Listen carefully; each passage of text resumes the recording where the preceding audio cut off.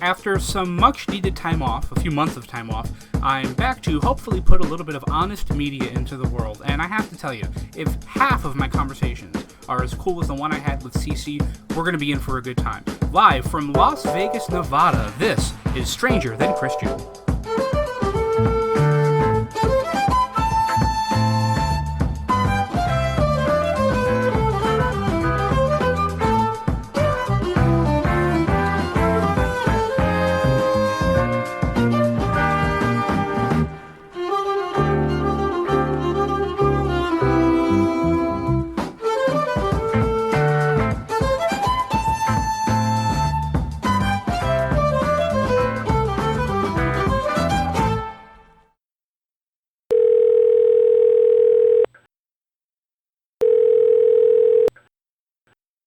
Christian?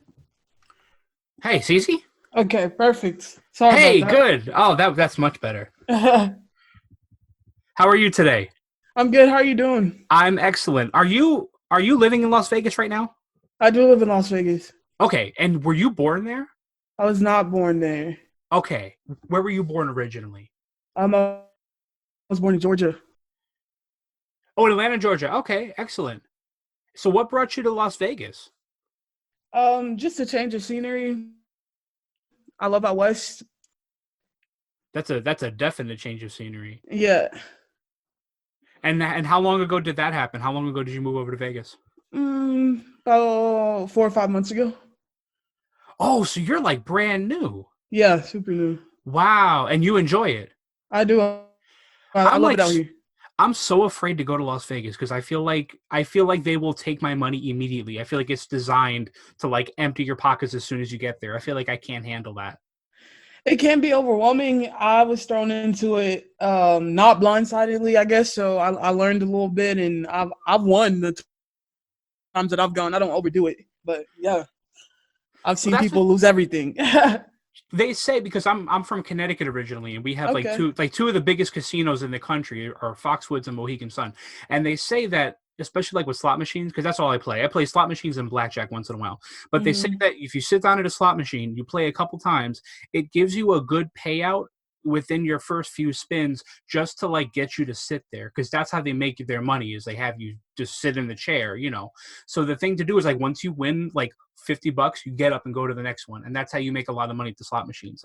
It's only worked for me a couple times, so I don't know if it's 100% true, but that's just Mhm. that's just what I've heard.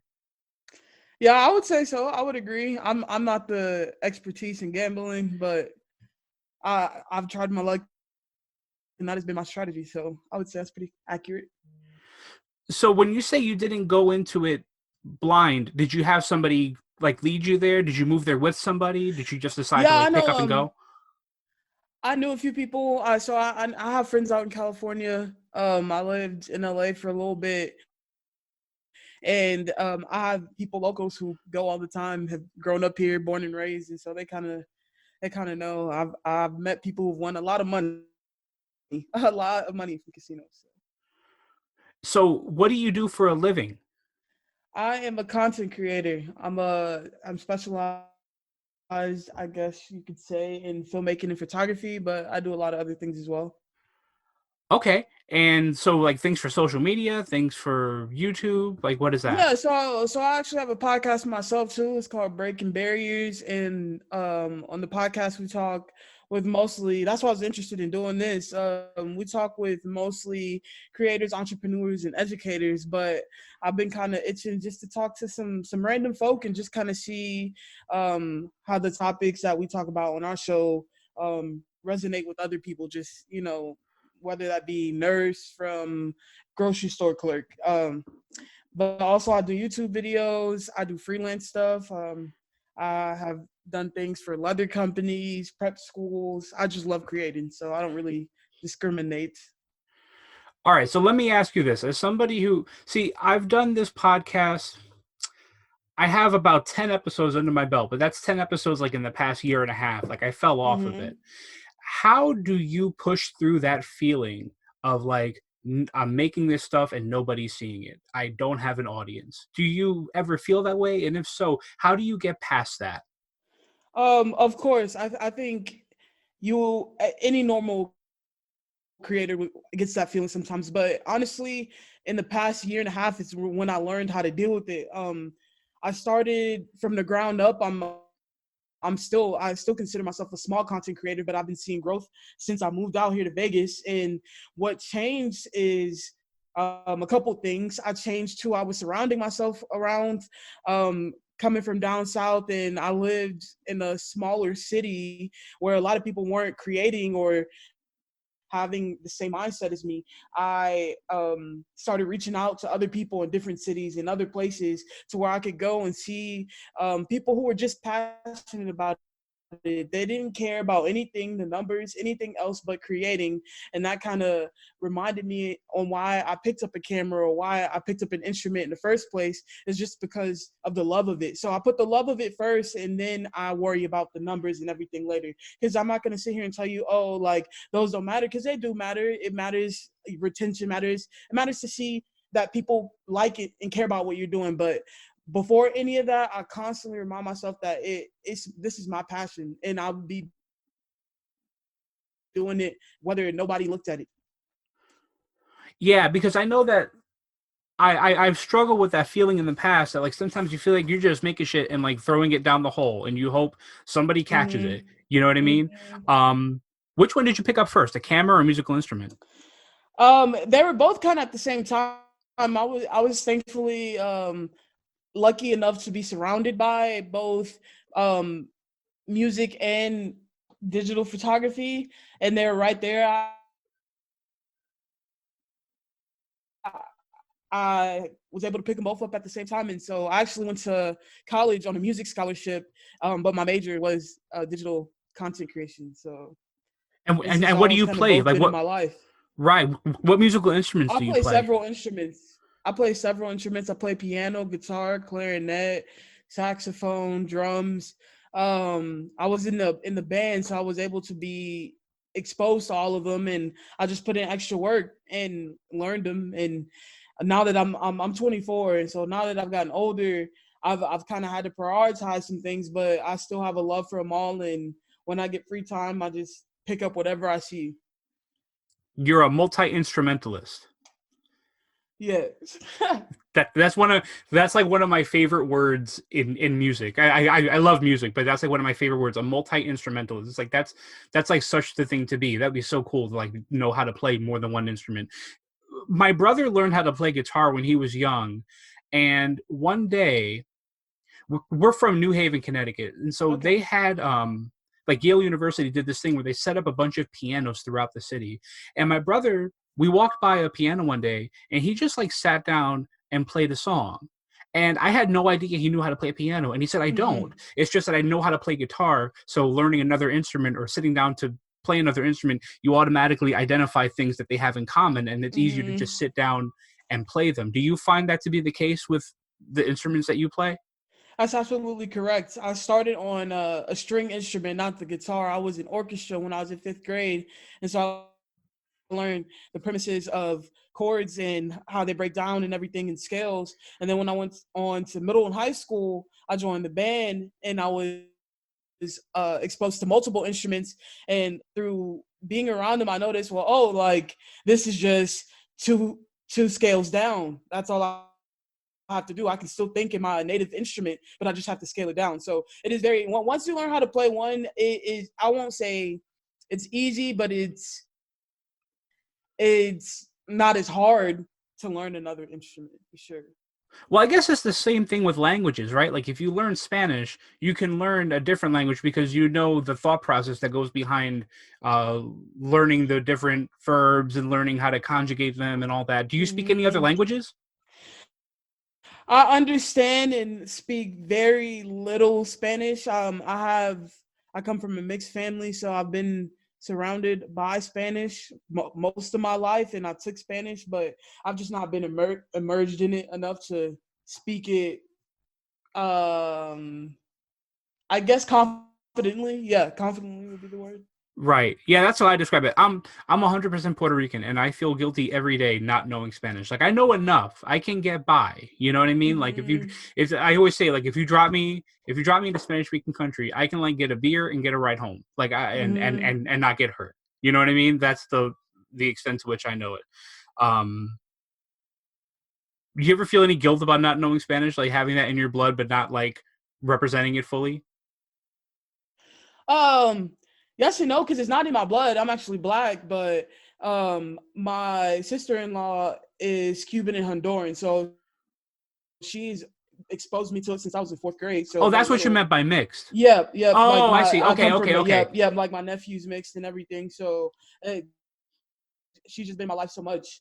And then I took several years of it in school, and so I've had it and I've been exposed to it, but I just feel like on my part I didn't stick with it enough. I kind of let it slide, get away Yeah, from. same here. For some reason, and especially even now that like I work at a hotel, but I'm working from home right now, so I have time to work, but I also have time to do things for myself. For some reason, like I just haven't picked that up, and I could very easily just like learn a little bit of Spanish and go to work knowing Spanish and being able to like Mm-hmm. talk to a whole other world of people at work that speak Spanish but don't speak English. I don't know why I haven't done that, and even now I'm thinking about it, I still don't know why I haven't done that. Mm-hmm. Yeah, definitely. I understand. It's just I feel like I'm not way too because I was just kind of thinking today of like all the things I've kind of I've had all the time in the world. I feel like, and I've let some things slide, and it's just like I was kind of analyzing that. And I'm like, I think it's just because I I've kind of taken advantage, not even in a bad way, but in a good way of this time that I've had. I've done a lot of self-reflecting, a lot of growing. I've started reading books. I've never really been a heavy reader, and I've read a lot of books. So it's like, yeah, there's things that I would have liked to done, but I find myself doing other things that are just as well, valuable in the sense, I guess you would say. I think that's great though, because honestly, I think that that's probably the best thing to come out of a time like this when everybody's forced to be home. The best thing to do is work on yourself, and that's not Mm-hmm. always like creating or making money while you're not at work. Because yeah, everybody wants more money, but the hard work is to like Mm-hmm. work on yourself and to look at yourself and say, okay, I don't like this about myself. Let me change it. Mm-hmm. I have an easier time with that mentally and emotionally than I do physically. I've lost maybe like 3 pounds since I've been home. I've been home for like 2 months now, but Mm-hmm. um, yeah, I think that's excellent. Yeah, it's Now, mhm. definitely. Oh No, yeah. no, No, I was after you, gonna after say, yeah, you. it's definitely been something that I've never done a lot of self-reflecting, so this time has definitely been pretty sweet to have. What have you learned about yourself in your self-reflection? You can get as deep as you want to get. You also don't have to get deep. Um. That's up to you. Oh yeah. No. I love platforms like this because it's just I believe in talking about a lot of things. Coming from my background, living down south, coming from a minority household, I really never really got to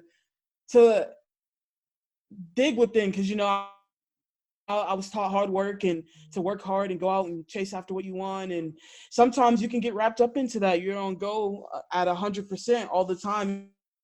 You're it's easy to get burned out. But lately, I've just been learning that it's okay to feel. It's okay to not know. It's okay to question. And I've definitely been doing those things and just learning how to sit in silence and resonate and take things one step at a time because I'm definitely the type to be on go all the time. That's I don't think that that's just you. I think that that's society in general, that we have this urge to like push and push and push and work, and when you don't have something to do, find something else to do. And I think that that's why a lot of people right now are having trouble with being home and not doing anything, because as a society we're not really used to that. That's not something that's conditioned. And I don't know if you're like me, but going back to what you said about it's okay to be wrong and it's okay to not know. uh I had a great childhood, 100%, Mm-hmm. but I definitely grew up in the kind of environment that I was expected to know, and it almost wasn't okay to not know. Did you have that same experience growing up? No, my growing up, my family, they always definitely did a great job, I think, at telling us like you definitely won't always have the answers. Just as much as they pushed us to work hard, you know? So I think there was definitely a good balance there when it comes to that. Did you do well in school growing up? I did. I probably could have done better. I didn't do. I mean, graduated with honors. But I probably could have done even better if I tried. I was just even at an early age. I just always wanted to figure out what was next, and so I felt like I was always a step ahead, and sometimes not probably in the best ways. Like I could have enjoyed being a kid more, but I was always worried about like, oh man, like I'm gonna graduate high school in 5 years. I need to know what I'm gonna do then, you know? Right, looking to grow up too fast. Yep, yep. Yeah, I understand that 100%. Yeah, well, I skipped 2 grades. I started in kindergarten, but I ended up in second grade by the time I was 5, and because I had a really high reading level. So I don't know that if I had a kid now that that's something I would do, because being 5 years old in second grade is difficult, and the Hmm. only thing more difficult than that is being 6 years old in third grade. But then that's not as hard as being 7 years old in fourth grade. Like it gets Hmm. more and more difficult. Like as you get older, you're Yep. always a couple years behind. But yeah, I don't know that that had something to do with this idea that like I always needed to be right. I've gotten so much better with that, but I wonder if things like that don't, I don't want to say mess up kids more, because I don't think I'm messed up, but I wonder if that doesn't have that effect on kids where like they grow up and they're expected to have all the answers, even if it's just them expecting themselves to have all the answers. Hmm. Hmm. I wonder that too because for a long time, and it's cool to hear that come from someone who like grew up north because, like I said, I grew up down south and especially being out west, I've noticed a lot of differences, and one of the biggest differences I always struggled with was the rush to have everything figured out. Most of the people I know went to high school, college with, you know, they were concerned about being in their careers that they are gonna have for the rest of their lives by a certain age and being married with kids by a certain age. And sometimes like I'm just like, we need to take a step back and like live in the absolute moment and realize you know you never know if tomorrow is promised, but you know that with the same advice, like tomorrow isn't promised, so live in the now. You know, like that. I don't know. I've always felt that kind of pressure, just not even like from being. I don't know, just being in where I grew up. That pressure is just always felt there, not even from my own family, just in general. Right. And I even think that that pressure comes out in more real life situations when, when you expect to like when you're going to have a boyfriend, when you're going to have a girlfriend, and then you get a girlfriend is when you're going to get married, then you get married, when you're going to have kids. Like everybody is always pushing for you to take the next step. And those kinds of things are precious because you stay in those moments. You need to have your eyes open and absorb those things, because before you know it, that time will go away, and it's like you can't get that back. You know what I mean? So like you said, you sort of have to experience things like in the moment and not always look forward to what's going to happen next. It's funny that you say that though, because I feel like one of the stereotypes about down south, and I don't think it's a negative stereotype, but one of the things about down south that I always grew up sort of hearing was that everything moves a lot slower. They talk slower. They just everything is just slowed down a little bit compared to a place like Connecticut or New York. Yeah, with certain things, the like I told you, the jumping into life is probably the fastest thing, but it's not even like from this is just my experience. Some people will tell you because like when I even in because there's cities and things that do move fast. I mean, you got Atlanta, Nashville, Miami, and so there is fast pacedness, but even amongst the fast pacedness, there's still that slow mindset. I believe from my experience because you'll have conversations with people or just being in the culture, you notice things are slower, like for instance, sometimes in my free time I'll drive for Uber just to make a little bit extra money. So in some of the places I live, it's not even possible that doing that isn't even possible because there is no Uber, there's no Grubhub, there's nothing. Like everything technology is so far behind. And but you have folks who want you to be married and having your life figured out by 23, you know? So that's kind of how I describe it. It's fast in some ways and slow in others. Right, and it's almost like they prioritize the wrong things. Like they're so busy worried about where they're going to be, they don't even realize that they don't have the tools to be where they want to be. Even if they wanted to be there, Exactly. like they don't even have it yet. Yeah, exactly. How is driving for Uber? Does it suck? No. It depends on what sucks to you. I usually do it. It depends on the week how much I do it. I can do it twice a week, 3 times a week, and it depends on who you who you're delivering to, or because I don't pick up people. I just do it quick and easy, and so I deliver food, and normally I do about 10 deliveries, and I can get you anywhere between 80 to $100 a night plus tips. So it depends. But I know a lot of people who've made careers out of it, driving, delivering food. It's about prioritizing your time and just really holding yourself as a good person with customer service. That's really Right. what it's about. I would imagine it probably has a lot to do with like being your own boss and working as hard as you force yourself to work, or Yeah. otherwise you're Yep. not going to make any money. So you just deliver food because you said you deliver for or that you drive for Uber, and I imagine that driving for Uber in Vegas must be like an adventure. But you just do like food deliveries. Yeah, but even then, That's smart.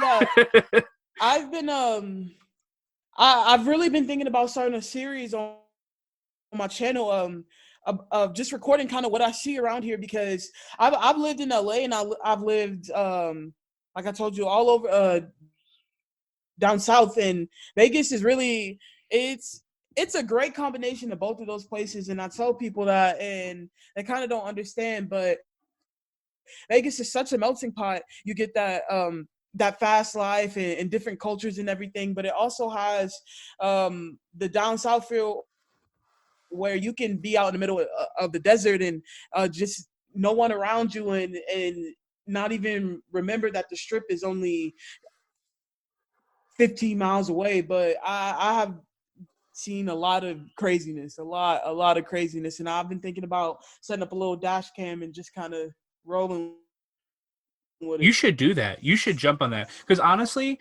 right now, and again, one of the reasons why I'm doing what I'm doing right now with this podcast is I feel like now in this current social climate, this current climate in general, we need honest media. We need Yes. honest views on people. We need honest words. We need just like raw, honest content. And I feel like, especially having only lived there for a few months, you'll probably have a unique outlook on the things that you see, as opposed to somebody who's like a native Las Vegas resident and has seen it all and done it all and met all the famous people. And I would imagine you would have a really interesting outlook on that kind of thing, and I bet people would be into hearing about that and watching it. So I think you should totally jump on that. Oh yeah. Oh yeah. I'm such an advocate, and it's crazy that you said that. That is what the main reason I started my podcast, because I went to school for this, and I'm in the middle of going back to finishing up my degree for it, and I took this media class, and my professor straight up told us that the media is just for views. That it doesn't matter. There's no true sides. You know how everybody's always fighting about the right, the left. The media heightens so much of that for views, because you know why? Boring regular news, good people being good people, is not going to sell, unfortunately. Nope. So Nope. they're going to do whatever they want to keep the ratings up, and I've seen the most success from what I'm doing by being the raw me, and I know that there's people that want to see that, and I know there's people that want to hear that, and so it's awesome to hear you say that's why you do what you do. So that's awesome to have like-minded people. I know no matter how much the media wants us to believe that we cannot coexist, I know we can coexist. Oh yeah. Listen, I went to school for journalism. Like that's what I went to college for. I went to school for like 4.5 years, and I dropped out. It was a long story. It was not a bad story, but Mm-hmm. one of the most important things I learned that I remembered from all my classes was that the news is a TV show just like anything else. So just like anything else on TV, they are interested in having people watch, they're interested in ratings, they're interested in that advertising money. So whatever they can do to make their television show look better and be more watchable, they're going to do that.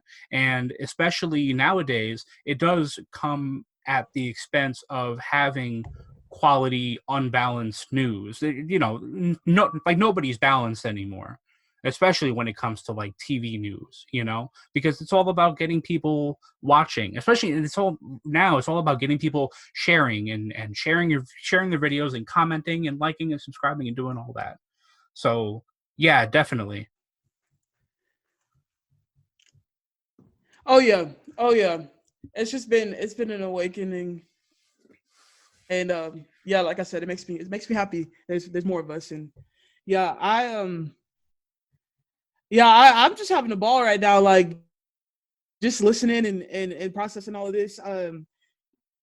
You clearly didn't need to finish because you have just such a amazing voice. For one, you have a great voice. I don't know if anybody's ever told you that you need to be on the mic. And Oh my God, thank you so much. No, I yeah. didn't. Listen, I've always wanted to be on TV. That was like my dream, was to be a game show host. That was my lifelong dream. It still is. But when I was little, when I was like maybe like until I was 8 years old, 7 or 8 years old, I had a really pronounced stutter. I used to stutter all my sentences. Mm-hmm. And it was at a point when I was little, I would consciously try to talk less because I knew I was going to stutter. And then one day, my dad brought me to a speech pathologist, and the speech pathologist told me to, whenever I feel a stutter coming on, just breathe in and breathe out and then say what you're going to say. And that changed my life.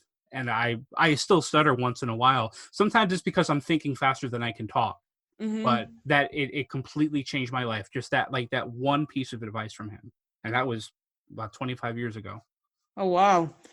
I definitely understand because I I have a little bit of a stutter, and it's because my brain is thinking so much more faster than my mouth is moving. And so I'm like 4 or 5 thoughts ahead of what I'm saying, and I just get all wrapped up. And so I've been working on that, but honestly, it kept me from doing a lot of the things that I was doing. And when I keep going back to the question you asked me, how do I keep pushing through and making content? And I just got to the point where I just had to be real with myself. I'm only 24, and so I grew up kind of in right in the thick of all of this media. I mean, I remember when YouTube started, all of this. I remember when the iPhone was just the basic iPhone, like that was just the prime of my childhood. So I feel Yep. like I really grew with this. And for a long time, I didn't want to do any of this because I felt like I couldn't be like those people I was seeing. And I had to realize that that's not who I am. And I couldn't be like that because that wasn't who I was. And I started realizing that there was more people who wanted just someone to be real than there was more people who wanted more clones of the people they were already seeing. So that kind of helped me too. And I realized that it's more raw, that if I'm being real with my audience and the people who I'm speaking out to, and I'm doing this because I believe that it's a passion and I'm doing something good for the community and people out there. There's no reason to do multiple takes, and I've just been trying to work on my speech and my vocabulary on my own. So I'm definitely going to take that tip that you told me and kind of work on that. So when I get on the mic next time, hopefully I can, you know, smooth some bumps out there. Yes, do it. I'm telling you, it changed my whole outlook on speaking, and it's.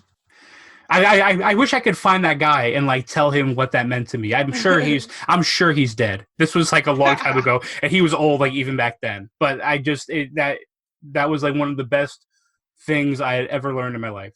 Um, tell me about the first time you got paid to pick up a camera. What were you doing, and who gave you that opportunity? The first time I got paid, it was, I want to say, well, honestly, I was in high school, but the thing was, I didn't take it very seriously. In high school, I always had the entrepreneur mindset. And so I kind of give thanks to, like I said, growing up in this generation and with technology evolving so fast, I was evolving with it. And so I picked up a camera when I was in high school, and I just went to school, and I started talking to people who thought similar to me. And that's how I knew I had to get out of the town I was living in too, because not a lot of people thought that we could do the things we saw people doing on YouTube or on the news, or it was just like, oh, like, no, only people who live in California can do that or something like that. But so I went to school, and I started hanging out with these guys who rapped, and we would hang out every day after school. And like I told you, I have a background in music too, and so sometimes I make beats for them, and then I would also be like, hey, I have a camera too, I can make a video for you. And so I got paid in high school, but I never thought anything about it because that was only one of the hustles that I had. I also did t-shirt printing in high school, and I sold t-shirts online. And so I kind of always had that hustler mindset. But the thing is I never stuck with it because I was so fast to think like, oh, I'm only making $100 a week. Like, I want to make $100 a day, So I was quick to figure out what was the next. I think I was in the get rich quick mindset of things back in the day. So, but that was Right. I started getting paid very young. Well, that's that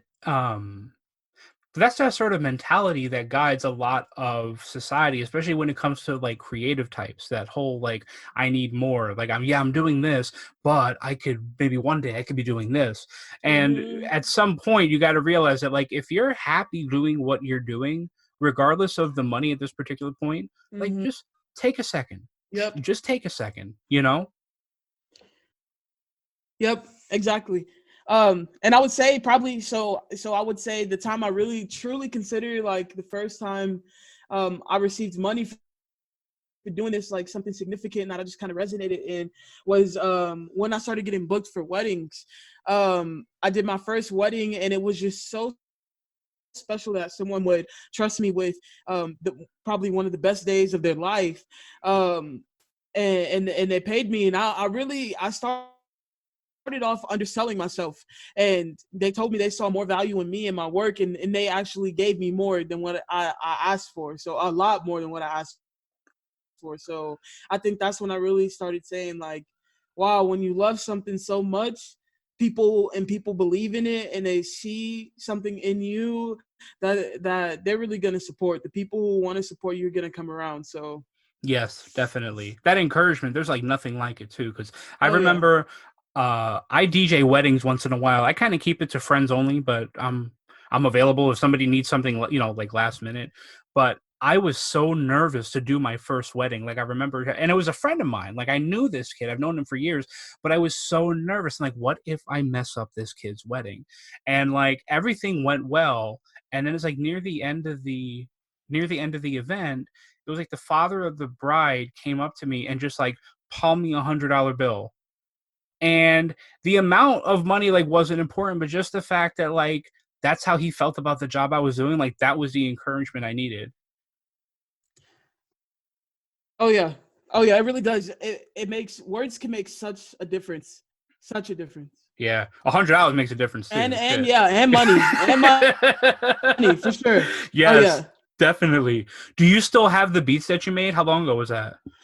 A couple years ago, I kind of took everything down just because I stopped. I kind of put making music on hold um to focus on the camera, but I still have everything I've ever made, and I often go back and look at my portfolio, just everything I've ever done creatively, because um I do, like I said, as creators, you do get down on yourself, and oftentimes more than I like to admit, I'm sitting here like, wow, I really stink at this.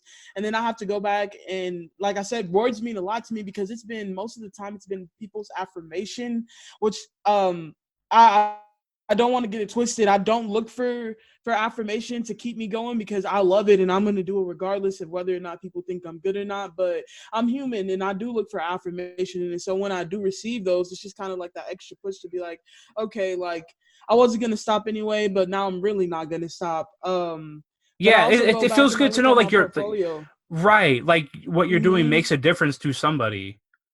Yep. Like Yep. that's So the it goal. does. It does. It Yeah. does. Once we're done with this call, if you send me your favorite beat that you've made, I will play it over the credits of this podcast. Awesome. Sweet. Yeah. But don't forget to send it to me right after we're done I with this. won't. I All right. won't. Good. Okay.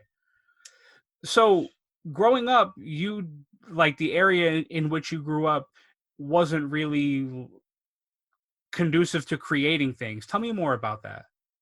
Um so I was raised in a military town, beach town down south.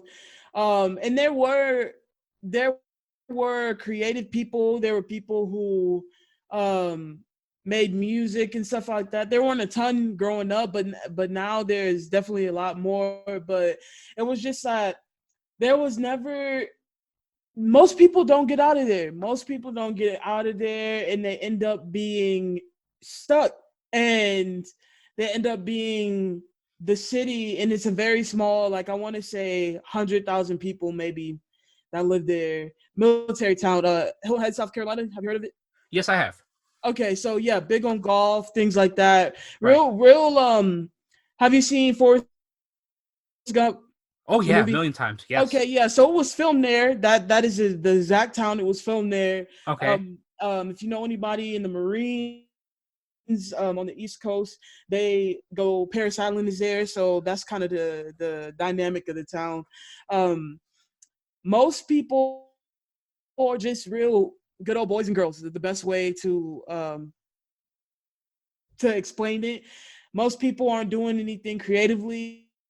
I could probably, I would probably say less than 10% of my graduating class left, um, and it's just not really doing what I do for a career is not the norm. And when I talk about moving out, like I live in Vegas, and when I talked about moving out west and things, like people thought I was crazy because my family does not live here, and I'm quote unquote very far, and it's just a very like my my dad has been the banker at this bank for 25 years, his father before then, and that's what I'm going to do type scenario. And there Right. are creative people, but it's like it's always a hobby to them. It's never like, wow, I can go out and be the next big director, or Right. You can leave your and not even, hometown. yeah, yeah, and not even to wishful thinking. I actually, and so when I see people do it, I'm always the first to be the biggest supporter. Like I'm never a hater. I'm like, please send me your stuff so I can support, because people need to see the kids in that town, the next generation. They need to see that it's possible. They need to see that we can do it, that we're doing it now, because there's not many people. And I moved from that town to a smaller city, and there was more opportunity. I lived in a place called Johnson City, Tennessee. I talked about it in my first podcast episode, and it's a smaller city in East Tennessee, and there was more opportunity, but it was still kind of the same thinking, the same like it just hometown hero basically. And I've been exposed to so many different cultures and stuff. I just couldn't go back home or go back down south and be content with not seeing the world after I've seen so many different cultures. And I remember going to LA for the first time, and like I told you, all my family's from Georgia, Florida, like Miami area, and it's just something different because uh like I wasn't exposed to like a ton of like Asian people and stuff growing up, and to hear like the way some of my classmates talk and think, I'm like, if you would just take a step out of this bubble, you would be such a better person for society. Right. I felt the same way because I feel like you and I are in the same boat in that when I was just out of high school, like I started going to acting school in New York for a little while because I thought that's what I wanted to do. It turns out it didn't. It wasn't what I wanted to do, but I had that experience and I wanted to at some point move to California. I wanted to pursue the TV thing. And I don't know that anybody thought I was crazy, but I remember it making me angry that one, I was stuck in my hometown. Two, all of these people, like I used to walk to work and I would just like see the same people all the time. Like that guy has been waiting for the same bus at the same time every day for like 5 years. This girl Mm-hmm. has been walking the sidewalk every day, like since I was a kid. Like it used to like piss me off. Like nobody wants to do anything else. Like nobody wants to go out.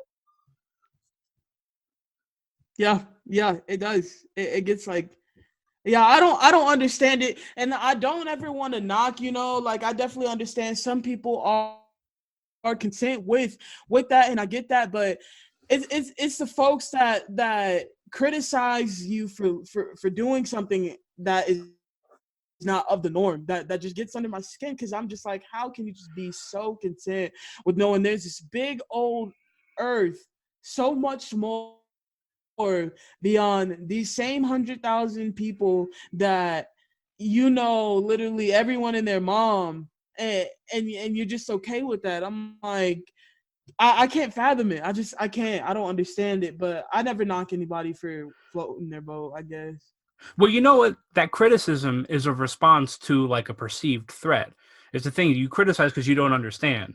I identify that in people, like when I told them what I wanted to do, and I would get criticized for it. It's not that they're hating on you; it's that they just cannot wrap their head around it. Like, how could you think so far outside of the box? Like, it's so far away from what they're thinking about in terms of what they want to do with their life. Is like they just can't comprehend it. Yeah, yeah. It really is. That honestly is the answer, because I've had conversations with folks, and I'm like, you do realize that you really don't have, you can do whatever you want, you really can. I know it's hard to believe sometimes, but you can do whatever you put your mind to, and it's not going to be easy. Like I always tell people, I'm like, it's not easy. When I first started this, and I'm not, I just started doing content creation full time, and there's been times where I've had to go get jobs again on top of doing what I love, or I've been able to do it full time, and this just been a cycle. I've never said it was going to be easy, but anything is possible. It is possible with whatever you put in is what you're going to get out of it. And Yeah, I truly, exactly. a lot of people don't realize that, because it's I I not right in their I face. I believe it 100%. Listen, because of technology, I have had so many experiences that I would not have been able to have otherwise. Like, we're so fortunate to live in this time right now where you and I could have a live conversation. You're literally 3,000 miles away from where I am right now. Mm-hmm. We are so fortunate to have that. So to not take advantage of that is like, it's like you have to. Like, otherwise, it's going to go away. And the same thing with like spreading encouragement when it comes to like creative people and encouraging people to be creative. You have to do that. Otherwise, that's going to stop. Like the way that we feel when we don't think anyone is looking at our shit and we just like put it away for a while. Imagine if like 100 million people who wanted to create things all felt like that at the same time. Like that, all 100 million people's worth of creativity goes away. Oh yeah. Like, it's so important to keep that going. Oh yeah. Yeah. Oh yeah. And I'm an advocate by it, and I do my best to, because there really wasn't anyone encouraging me besides, and I'm not excluding my family, because I was, lucky and fortunate enough to come from a good family who supported me. But besides my family in school, it was a lot of the times it was super hard to have the mindset and do what I wanted to do, because there wasn't a lot of people who understood, and there wasn't a lot of teachers leaning towards, saying, oh, this is a possibility, like this is different, but it is a possibility, and there are roads you could take, and there are things that you can do. There was no one telling me, hey, like maybe you don't have to go to college, because if I got into my college story with you, like that's just a whole thing in itself. But instead of forcing regular traditional college on creative students, why don't you walk them through, art schools are a real thing, or internships, apprenticeships are a real thing, or maybe not this college but this one. So I try to do it for the next generation, and people today, and not just the next generation, because that's another misconception people have, especially down south, is that you have to do stuff by a certain age. I look up to so many different artists and people who will tell you from the day they meet you, I didn't start living to my potential until I was 35, 45. One of my favorite directors is Tyler Perry, and I just love his story because he tells you of him being in poverty, and he tells you about him living in his car and not selling his first script until he was 30 something years old. So that's a misconception people have too. So I try to push it all. I try to tell everybody like it is possible, and you don't have to conform. You don't. Right. That is so funny that you mentioned Tyler Perry. I remember I was on a church bus trip. I was maybe like 14 years old, and we were going to a youth conference. This is the first time I'd ever gone to like a religious conference. And it was so much Mm-hmm. fun. I was with all my friends that I knew at church, and they put on the live version of Medea Goes to Jail. They put that on the DVD player on the bus, and they let it play. And then afterwards, it was like a video on Tyler Perry and his story. And for some reason that always stuck with me. I was like, holy shit, he's real. He's a real deal. Because I remember hearing all that about Mm-hmm. how he was homeless. He was living in his car. And Yep. to take that situation and parlay that into what it is now, that's like you can't not be inspired by that. Yeah. You cannot Let not me be ask you. inspired. Let me ask you something. Is there in Atlanta? Is there an underground mall? Is there a mall where like part of it is underground? Yeah, underground Atlanta, like there's like shops and stuff. Yep. There was a kid, man. There was a kid in my class in 5th grade, and his name was Richard Gray. And I always thought he was the coolest because he stuttered like me. He used to stutter, and everybody thought he was cool. And I remember him, and he was from Atlanta, and he said one time that he wants to go back to Atlanta because they have an underground mall. And I always thought he was full of shit, but I had no idea that that was a real thing. So that's a real thing. Yep. Yep. That is a real thing. And what's it called? Underground. Underground Atlanta. Oh, it's just called Underground. Wow, Mm-hmm. cool. That is so cool. I had no idea that was a real thing. I've only been like right over the Georgia line. Like I wouldn't even tell anybody I've been to Georgia.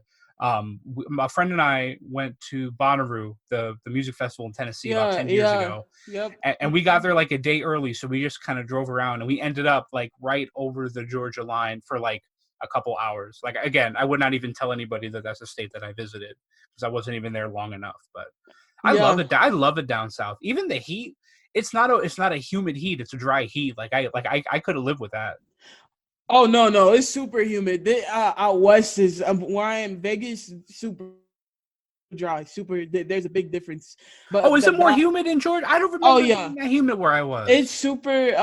I love down south too. Like don't get me wrong, I love out here, but I am definitely down south. Like it has its faults, but it has a lot of love. And but the heat is something serious. I mean, drenched from the time you step out.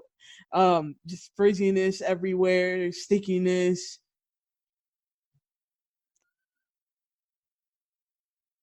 Tell me about some of the food you miss in Georgia, living in Las Vegas. Um, I Southern food is just its own category. I talk about it a lot, and so I've lived in a couple of different southern states. Like I said, I was raised in South Carolina, but my family's from Georgia and Florida. So like in those states, you're gonna get seafood. You're gonna get biscuits and gravy. You're gonna get very hearty food. That's the thing. It's very hearty. But I love the food out here though because it's like they have everything else. Like I just have to sacrifice the one thing I love, which is very like southern food, like fresh seafood that I can get from California, but the Right. hardiness is very unique to down south. And but out here, I get unlimited sushi for $25. So Oh, damn. yeah, so Oh, that's yeah, real. Damn. yeah, Damn, that's a jackpot. See that? yeah, yeah. So I'm Damn. like, yeah, I imagine that Las Vegas is probably just like a really big food court. You could probably get everything in Las Vegas. it is. I I don't know. Even I just love it. I went crazy the first time I came out west. Like I said, I spent some time in LA, and even from LA, Las Vegas is super unique because there's not really a lot of the deals out here with the food. There's just tons of deals because people spend money out here a lot. So there's just tons of food deals, and you can get Korean barbecue and sushi at some places for $25. So you're getting unlimited Korean barbecue and sushi. So like just, tons of food, but then you can go to like the casino buffets and just, I mean, professional chefs like Gordon Ramsay has a restaurant here, and so it's a lot. It can be overwhelming. There's still tons of foods that I haven't tried. I went to authentic I think it was El Salvadoran uh food truck, Okay. and it was incredible.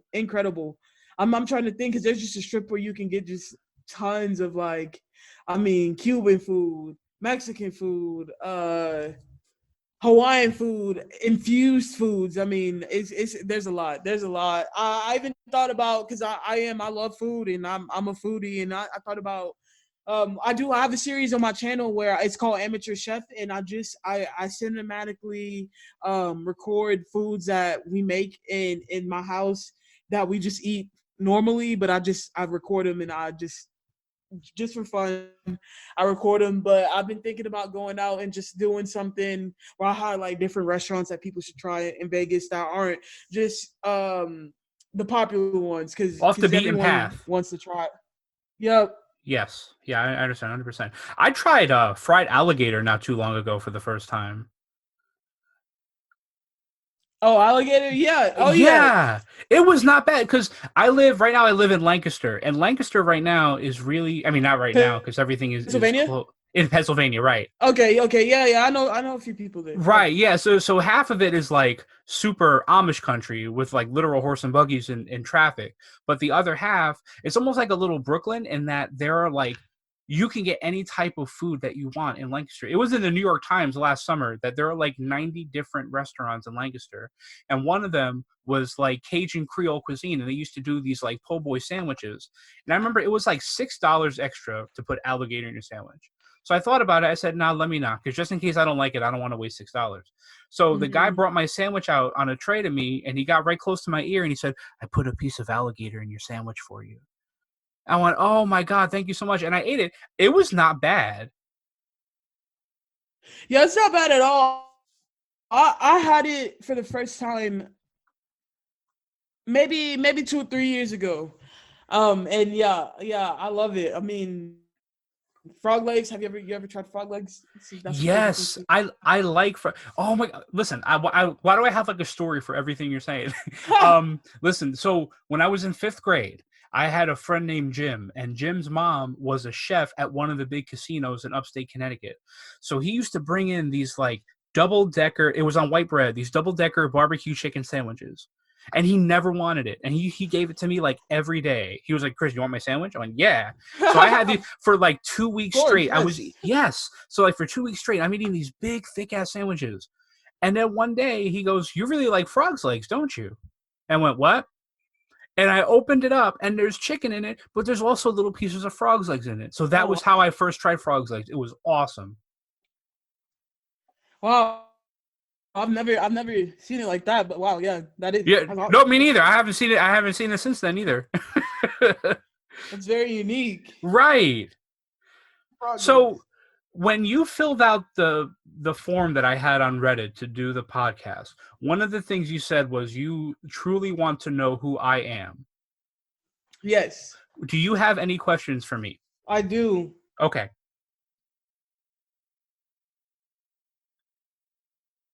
Yeah, go ahead. That's all you. Oh yeah, no, I had to clear my throat real quick. I'm Oh, a little that's bit okay. for a No, second. you're good. You're good. But so I feel like we've just had some genuine conversations. So I want to okay, yeah. So I don't think we even touched on this, but so first of all, how many people have you interviewed? Like just random people have you interviewed? So throughout this particular project, I want to say like I've done 10 to 12 episodes of this. I think I have 10 of them online. And then I have a couple that I had to edit because their internet wasn't good or their connection wasn't good. I had to like clean up the dialogue. But in terms of Mm-hmm. interviewing in general, I've interviewed a lot of people. I used to work at the radio station on campus when I was in college. I used to be the manager of the radio station.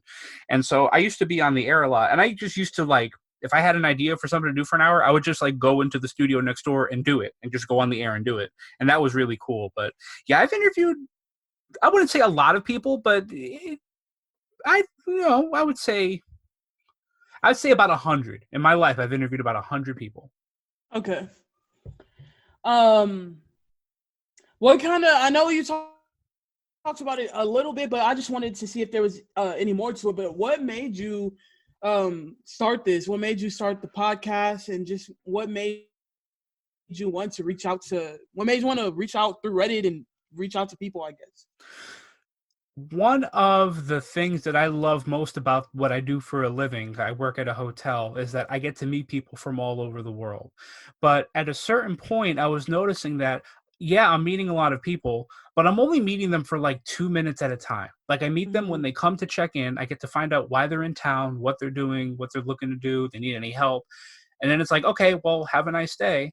And then it's like, that's the end of the interaction. And at a certain point, I just found myself craving more person to person interaction long form. Like I realized that I have family that lives in Connecticut. I don't talk to them for more than like 15 minutes at a time. I have friends around here that we hardly ever talk on the phone. So it felt like something I needed to do to satisfy that urge to talk to people. At the same time, I was feeling a little creatively unfulfilled. Like I haven't made anything in a long time. I felt like I fell into that routine of like wake up, have breakfast, go to work, go home, go to bed and watch TV. So I felt like I needed to do something to break myself out of that. So for all of those reasons, that's why I started doing this a couple years ago. And I wanted it to be people that I didn't know. My friends know what I'm about. My friends know who I am. My friends know me. I want to meet new people. So that's why I just put it out there. Said anyone who wants to talk to me, just let me know and we'll do it. That's awesome. That's super awesome. What have you learned? What's been some of the things that you've learned for talking with people? Well, I've met in the few episodes that I've done, I've already met like a wide variety of people. And even this most recent time that I put out the form on Reddit, I've gotten about 80 responses. Like I had to shut it down so I can focus on the people who sent me something because it's literally people from all over the world, like from dozens of different countries, from dozens of different states. So like I'm so excited to talk to these people. But one of the things overall that I've learned is that people have a desire to be listened to. People want to be listened to. Mm-hmm. There's not a lot of listening going on, especially in media right now. There's a lot of talking and there's a lot of competing to get your voice the loudest and to get the camera on you. But in terms of mutual like talking and listening and like a conversation where you push and pull, there's not a lot of that. So one of the things I've learned is that people, yes, people still do have that urge to be listened to and they want to talk, but they want to know that what they're saying is going into someone's ears who's going to do something with it and not just like talking to YouTube and hoping somebody watches it or just, just talking without anybody listening to it. So yeah, that's I think one of the biggest things I'm taking away from this. That's so awesome. I could just really relate to that, and it's crazy. Like, I did not know what to expect coming into this, but I knew I was gonna go in with an open mind, and I was super excited about it because the crazy thing is that's kind of what I was doing already. It was just looking around for people to interview, to talk to, for the pretty much the same exact reason when I do my podcast, I tell people that it's to not only have discussion with creators or whoever I'm talking to, but also to inspire and educate because, um, like you said, a lot of people want to be heard, and there's not a lot of that lately. And I feel like if we just did more listening and more talking too, because as much as I know you said that a lot of the media, and I agree too, is kind of like a competition nowadays, but there's not a lot of honest talking going on. There's a lot of talking, but more like yapping. There's not a lot of Right. Or realness like coming, you know? scripted talking or like Yes, yes, pre-packaged, pre-prepared talking. yes, Yeah. yes. And that is my whole why and why I do this because most of the people that most of the media, most of the people that's out here representing, no matter what they're representing, it's not truly the people who need to be representing right now in this time. Because most of the time, if you go and you talk to people, it's something completely different than what we're hearing and seeing from these big platforms. So I'm right there with you, and it's crazy that it just proves a lot of what I've been feeling and a lot of the conversations I've been having. It just proves a lot of it correct, that a lot of people are not what the media, the media is not representing this country right. I feel like it's not the real people. It's not the real us. No, it's not. No, because not that we've had like a, I love the conversation that we've had, and this is so much fun, and thank Hmm. you for doing it. But we're not having like a groundbreaking conversation. But Yeah. even still, how often do you see people talk like this or hear people talk like this? Just like normal. Like I don't have a list of questions in front of me. I had never talked to you before my entire life Hmm. before I hit accept on Zoom right now. So like none of this was prepared. Like there needs to be more of that. Just like regular people. You know what I mean? Yeah, of course. Cause, and me saying this because I'm always, I try to be as authentic as possible, and I've talked about it a little bit on my own platform because I've been exposed to so many different environments. I've been in environments where I've oftentimes been the only person of color in the room, and I've had positive interactions like that, and sometimes negatives, and in today's world, uh it's been I've been questioning whether or not like things are gonna get back to the things that I remember, like not all of fearing for my life and fearing for my brother's life, like, and I started questioning whether or not like I was gonna continue to be able to have some of the relationships, in the future. Like, what will my kids, what is the future gonna look like? I think that's a lot of what I've been analyzing and thinking about how far we've come, but how I've been feeling like we've been stuck for a while, Right. and this showed me that it's still possible. It's still out there. It is still out there. This genuineness, no matter what, we like you said, we never met before. You now know that we are not the same ethnicity, same race, none of that. And we're still. I don't even know what you look like, but I can tell that you're a stand up person I'm from this handsome. conversation right here. You know, I believe it, man. I believe it. I do. Listen, I have faith. I think that because everything feels not very normal in the world right now, I think that it's easy to be scared, and I'm every day I'm a little bit scared. You know what I mean? Because you have Yeah. to be. You have to have your wits about you. But I think that at the end of whatever's going on, we're going to come out of it for the better, because I think that a lot of things in society are changing, and I think that the things that prove to be beneficial for us long term are going to stay. And the things that aren't, the extra panic, like that's going to melt away. That's going to be gone. But I think that this renewed idea of caring for ourselves so that the people around us are healthier. I think that this idea of social distancing to a certain degree, just that idea that like you can't be in everybody's faces anymore. You just can't do that. Like the time for that is over. I think this newfound respect for people in fast food and people who work in grocery stores and people who work in Hmm. retail, like that has to stay, because it's been proven Yeah. now, politics aside and money aside, it's been proven that these people are the backbone of the system that we rely on. You know what I mean? Like where, Yeah. Yeah. how Absolutely. much of the stuff in your Yeah. house right now, like would you not have if those people weren't doing what they were doing? Like that stuff Yeah. like that, those concepts. I think that those have to stay, and I Hmm. think they will. Yeah, I think so too. I think so too, and it's definitely it will stay by people having these conversations. People being outspoken. The time to just sit down, and I think that's why the things have to happen. Things have been the way things have been going. I think it's why, believe it or not, even through the bad, is because people are tired of just sitting and not voicing. And so whether or not it's bad sometimes or good, like more conversation needs to happen. And I'm happy to see that the right ones are happening I'm now. we gotta keep trying to do it. We just gotta push through and keep making, even if we don't think people are listening. You just gotta keep doing it. Oh yeah. I got another question for you. Yeah, What's been your biggest life lesson? my biggest life lesson.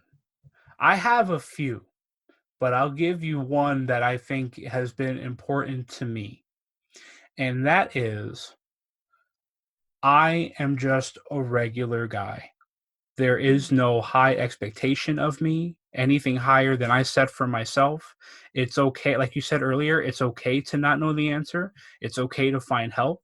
It's okay to not be Superman. It's okay to try to not be Superman. Do you know what I mean? Yeah. That to hold yourself to a realistic expectation Hmm. and to not beat up on yourself when you don't meet it. That progress is not linear. Progress is all over the place. You could have it's like a diet. You could have a really good day and then have a cheat day. It doesn't necessarily mean that Hmm. you've undone all of your work, but progress doesn't happen from left to right. Progress happens up and down and all over the Hmm. place. And honestly, that's one of the things that my wife has helped me with in our relationship is that emotional intelligence and that idea that it's okay to feel emotions. It's okay to feel things, to feel feelings that you don't necessarily know what to do with at that particular moment. It's okay to Hmm. ask for help with those. So that's of a lot of big life lessons that I've learned. That's in this current phase of my life. That's one of the most important lessons that I carry with me. Wow.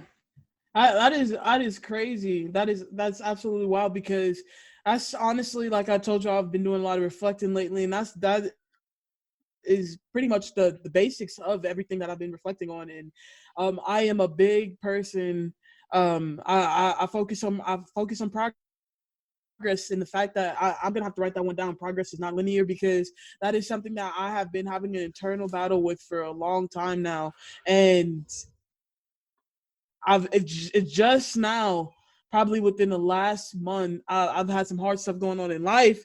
I've realized that I'm starting to realize that for the first time, truly. So that's crazy. That is, I'm like, I'm actually sitting here in shock that that was your answer because that's crazy. It's just because of a lot of the experiences I had in the earlier part of my life, I went through the second part thinking that I had that standard to live up to. And when you realize that that standard is bullshit and that there is no standard and that for for the most part people in the world don't care, you set the standard for yourself. Like once you realize all of that, it's like it's like being able to stretch finally for the first time. It's like you have all of this room to like breathe. You know what I mean? And I just remember that feeling. And like I was in tears like when we first had this big conversation, my wife and and I just came to this realization that I have been like holding myself up to this standard for so long. And it's almost like taking a big backpack off after like however many years. It's like that's what it feels like. Mm-hmm. Like it's so much lighter and it's just so Yeah, much more comfortable. yeah, it definitely is. It's relief, truly, Yes, big yes. relief. Huge relief. Um, wow, yeah, I'm still wrapped around that one. But what's one thing that you want to put in the universe? Uh happiness. Ha- Happiness Happiness. on happiness and honesty. Mm, Honesty brought about by happiness. I think those two wow. together. I think that they go hand in hand. I think that conversations are so much more positive when they're honest. And I think that relationship is so much happier when they're honest. I think that my relationship has been so much happier with honesty. Um, yeah, so that and I think that there are many different vessels for that feeling, but I hope that this project is one of them. That's what I'm aiming for. I'll let other people tell me that, but you know that's the goal. Wow. Man, this is just so awesome, and I really this is just like just talking, but like I really want to have another conversation with you and just to pick your brain about so many things. Like I want to plug I want to ask for a copy of this if you don't mind, like Oh, to of course. upload. Yes, absolutely. Well, what I'm going to do is I'm going to I have the podcast is on iTunes, it's on Spotify, it's on Stitcher, it's on TuneIn, and I think I'm going to put them on YouTube as well. So definitely, I'll be honest, as soon as we're done with this conversation, I'm going to edit it and I'm going to try to have it up by tomorrow. Okay.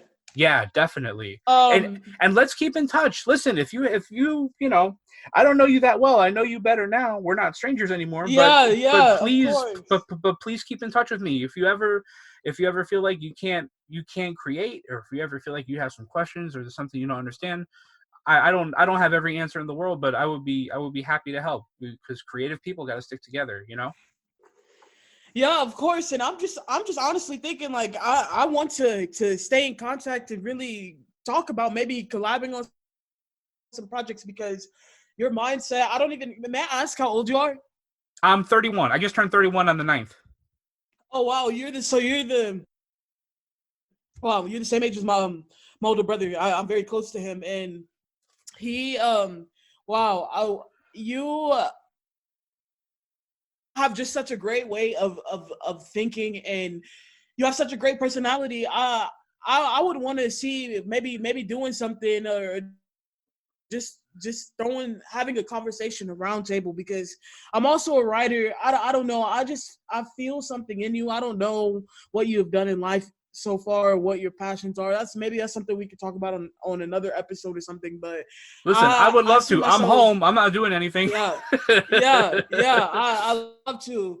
But yeah, that's a big thing in my creative journey, and what I do is I love working. Collaborative branding is what I pride myself in my business on, and that's just connecting with entrepreneurs, creators who have like mindsets, and putting beautiful work in the air. That's why I create, because the thought of me being able to capture someone's dream and make it a reality, or making someone having the ability to bend someone's emotions with the things that I am putting on their screen, just it inspires me. And from this conversation, you have so much to offer. I don't know what your plans are, creativity, but I just see it in you. From you, I mean, I can't even see you, but from your voice, like yeah, you have a lot. You just good vibes right here. That's Listen, I appreciate it. This is the beginning of something really cool, I think. Oh yeah, Yes, definitely. I do too. CeCe, Absolutely. I'm gonna go start editing this. This has Of been such a course. pleasure. Thank you for stepping out and putting yourself out there and doing this with me. I really appreciate it. Good luck in Las Vegas. Keep following your dreams. Keep doing everything you want to do creatively and otherwise, and I hope it brings nothing but good things for you.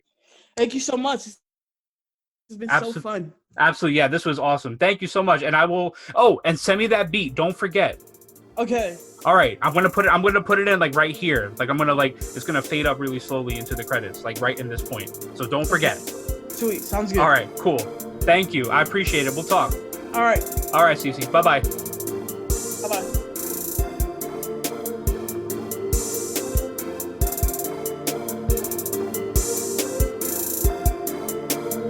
Stranger Than Christian was produced, recorded, and edited by me, Christian Carrion, here in beautiful downtown Lancaster City, Pennsylvania.